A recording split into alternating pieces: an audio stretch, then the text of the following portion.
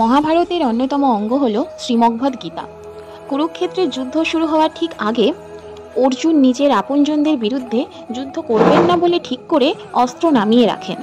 তখন শ্রীকৃষ্ণ তাকে জীবনের সঠিক দিশা দেখান, কর্তব্যের আসল অর্থ বোঝান। নমস্কার বন্ধুরা, আমি শ্রেয়ার অমৃত কথা থেকে শ্রেয়া। আজকে আপনাদের সাথে শেয়ার করে নেব গীতার এই 5 বাণী, যা আপনাকে সাফল্যের পথে নিয়ে যাবেন।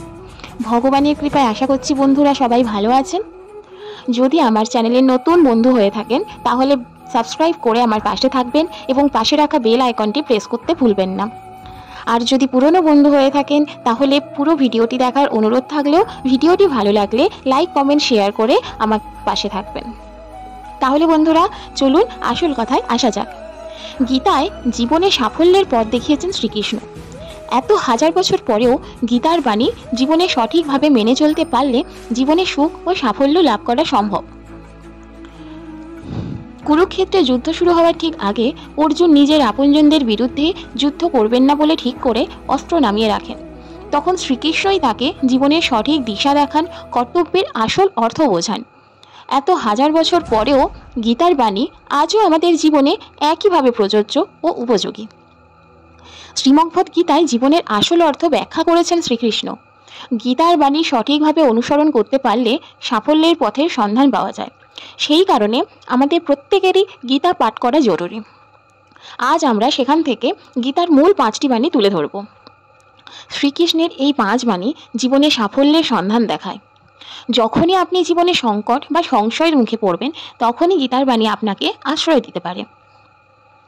গীতার বাণী আপনার জীবনের সমস্ত সমস্যা দূর করে সুখী ও সাফল্যের দিকে নিয়ে যাবে।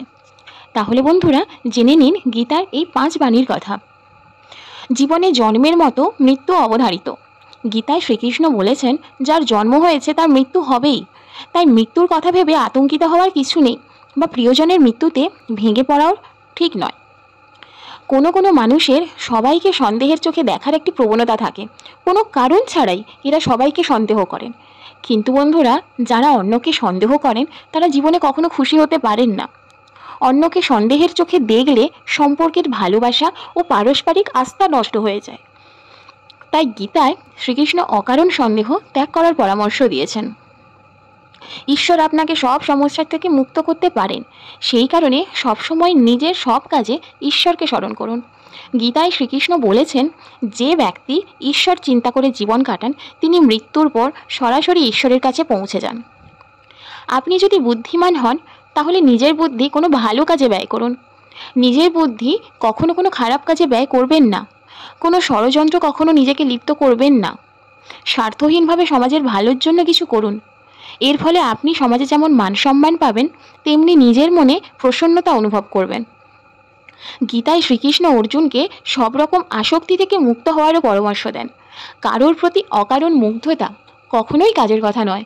বিশেষ করে নিজের শরীরের প্রতি কোনো রকম টান থাকা ঠিক নয়। এই নশ্বর দেহ একদিন পঞ্চভূতে বিলীন করে যাবে। তাই শরীরের প্রতি কোনো রকম মোহ মায়া রাখবেন না। সব আসক্তি ত্যাগ করে সত্যের পথে এগিয়ে চলুন। লোভ, রাগ ও ঈর্ষা হলো আমাদের সবচেয়ে বড় 3 শত্রু। এই 3 শত্রু আমাদের নরকের পথে নিয়ে যায়। সেই কারণে লোভ, রাগ ও ঈর্ষা সম্পূর্ণভাবে ত্যাগ করুন। এই সব শত্রু নিজের জীবন থেকে দূরে রাখলে আপনি সফল ও সুখী জীবনযাপন করতে পারবেন। তাহলে বন্ধুরা আপনারা জানলেন গীতায় বর্ণিত সেই 5 বাণী যা আপনাকে সাফল্যের পথে নিয়ে যাবেন। এই সমস্ত জিনিসগুলো যদি আপনারা দৈনন্দিন জীবনে পালন করতে পারেন তাহলে আপনারা সুখ ও সাফল্য লাভ করবেন।